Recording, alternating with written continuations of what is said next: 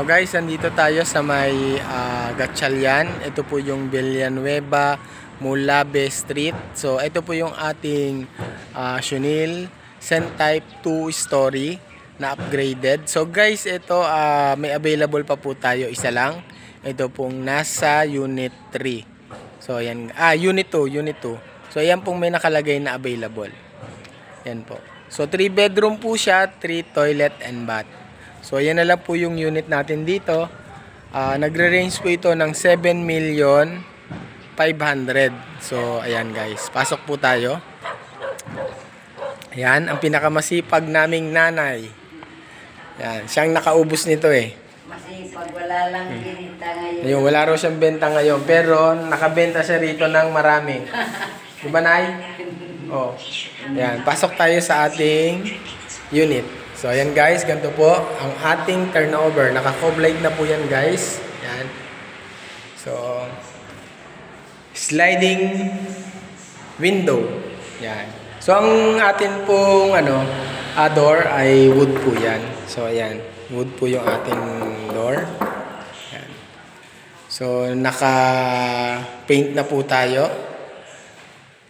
Gamit na lang po yung dadalhin natin. Ito po yung ating granite tiles. Meron po tayong overhead cabinet and then yung pinaka-base po. So dito po sa bandang likod, makikita po natin yung ating laundry area. So at ang ating toilet and bath sa may ground floor. Bandang likod po yan.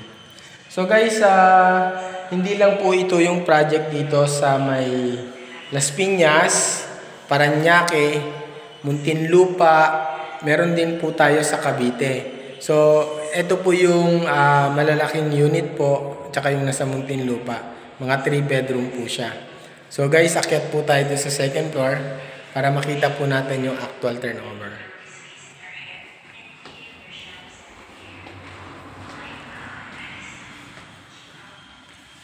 So guys, ito, pag akyat natin dito, sa bandang kaliwa, ito na po yung common toilet and bath ng 2 bedroom. So naka-tiles na po yan.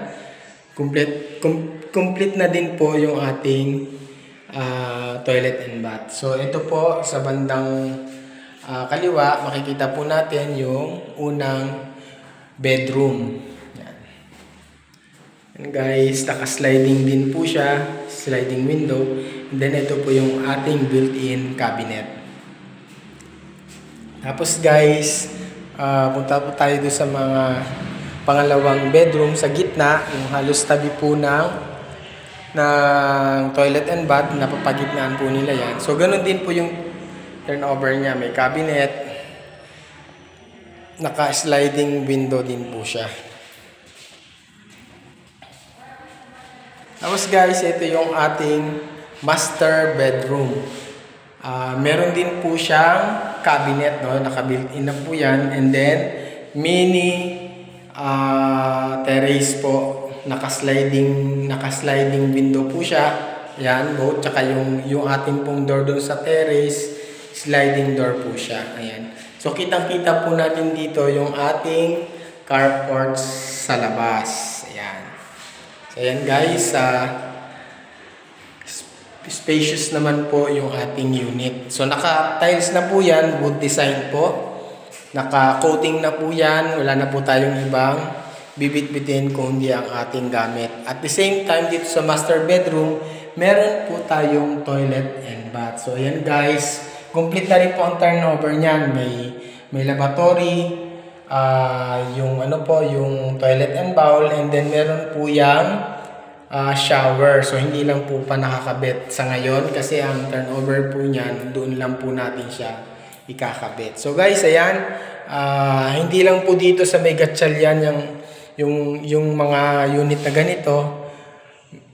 Sa buong Parañaque at Las Piñas meron po tayong ganito. So guys, kung magugustuhan niyo po ang unit natin, message lang po kayo or i-PM niyo po ako para site viewing po tayo. Free naman po yon. Yan guys. So, salamat po.